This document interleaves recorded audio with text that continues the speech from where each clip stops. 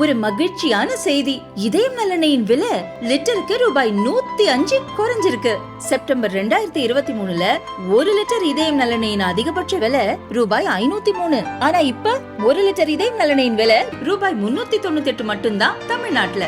அப்ப இனிமே எல்லாரும் இதயம் நல்லெண்ணெய் வாங்கலாம் இல்ல? பெண்களை இழிவுபடுத்தி பேசிய அமைச்சர் பொன்முடியை கண்டித்து வாணியம்பாடியில் அதிமுக மகளிர் அணி சார்பில் நடந்த ஆர்ப்பாட்டத்தில் எம்பி தம்பிதுரை பேசினார். அந்த பெண்களை கொச்சைப்படுத்தின் காரணமாக இவர்கள் சொன்னது போல உடனடியாக பொன்முடியை அமைச்சர் பதவியில் நீக்க வேண்டும். அவருக்கு என்ன பதவி கொடுத்திருக்காங்க? காட்டு அமைச்சர். வனத்துறை இல்லாம காட்டு மிராண்டி மேல பேசக்கூடாது. காட்டு அமைச்சர் காட்டு மிராண்டி மேல் பேசக்கூடாது. நாகரிகம் இருக்க வேண்டும். இந்த நாகரிகம் நடந்த நாடு, கல்வித்துறையில் முன்னிருக்கின்ற நாடு, தமிழகத்தில் பெண்களை தெய்வம் மதிக்கின்ற நாடு. இப்படிப்பட்ட நாட்டில் எடப்பாடி பழனிசாமி அவர்கள் பெண்களுக்கு பாதுகாப்பு இருப்பதற்காக பல திட்டங்களை தந்திருக்கின்றார்கள். நம்முடைய குழந்தைகள் படிப்பதற்காக அது MBBS படிப்பு 7% உதவி தந்து சாதாரண குடிமகன் கூட கிராம டாக்டர் ஆகுவதற்கு மாபெரும் புரட்சியை செய்தவர் எடப்பாடி பழனிசாமி அவர்கள்.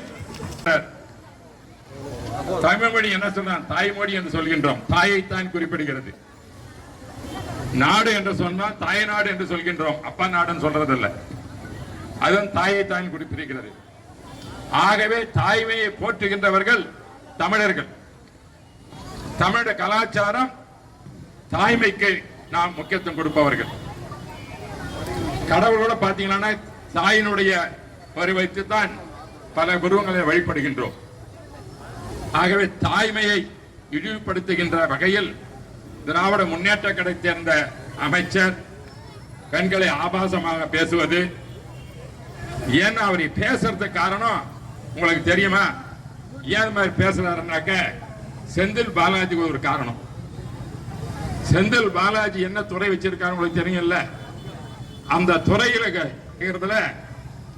அவரோட உறவோட வைத்துக் கொண்டு அவருக்கு என்ன பேசுறதுன்னு தெரியாது. முதலாம் காரணம், செந்தில் பாலாஜியை சேர்ந்தாலே அந்த ஆட்சி அழிஞ்சுவிடும். அதனால புரட்சி தலைவி அம்மா அவர்கள் செந்தில் பாலாஜி அமைச்சர் பதவி நீக்கினார்கள். அத காரணம் தெரியும். ஸ்டாலினே பேசியிருக்கிறாரு.